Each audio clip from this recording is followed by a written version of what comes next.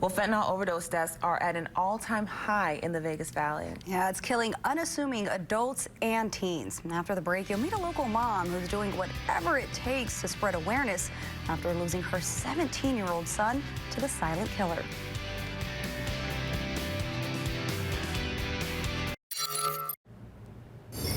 You know, more Las Vegans are dying of fentanyl overdoses than ever before. In 2020, Clark County saw a record number of 193 people die, a nearly 200% increase from the year before.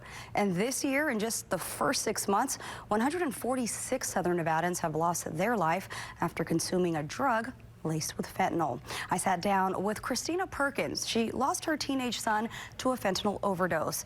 Still grieving the unimaginable loss, she hopes that sharing her family's story prevents the same tragedy from happening to yours. He was like the light of the room. You could be having a bad day and he'd turn it around. A mama's boy with a bright future ahead of him. He was supposed to graduate early. Sadly, that day would never come. Just weeks into his senior year, Cristina Perkins' son Gio died of a fentanyl overdose. He was complaining about being sick.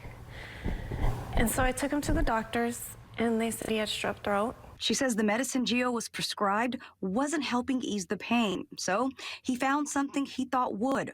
Percocet, an opioid pain pill he purchased through Snapchat. What Gio didn't know is that that pill was laced with fentanyl. A tiny speck of the synthetic opioid can kill you. He was only 17. Gio is one of many Vegas teens who've died of fentanyl overdoses in the last year. They get this from a dealer or social media or a friend. Just last month, Metro's Lieutenant Brennan Clarkson and Sergeant Miguel Garcia were on Fox 5's Behind the Badge to talk about the alarming trend. They think they're taking a pill, a Percocet, a Xanax, or something that's not laced with fentanyl, and they end up dying because of it. The only sure way to avoid falling victim? Don't take anything that isn't prescribed by a doctor or purchased from a pharmacy. What do you miss the most? I don't think there's anything that's more than another, you know? I just miss him, period. All of him. Running around the corner, dancing and screaming and, you know, just laughing.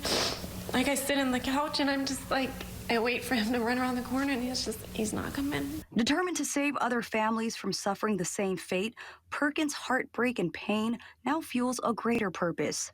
Gio's World, a nonprofit organization she created aimed at raising awareness. In the beginning, I was just giving out bracelets. I made bracelets for all the kids. Then we got stickers, and then now we have t-shirts and sweatsuits. And on Friday, October 22nd, on what would have been Gio's 19th birthday, you'll start seeing several of these billboards displayed around town. Perkins hopes they spark a life-saving conversation. If the parents see it, you know, maybe they can go home and talk to their kids about it, you know, or their grandkids. I just want everybody to see it and understand that it's real.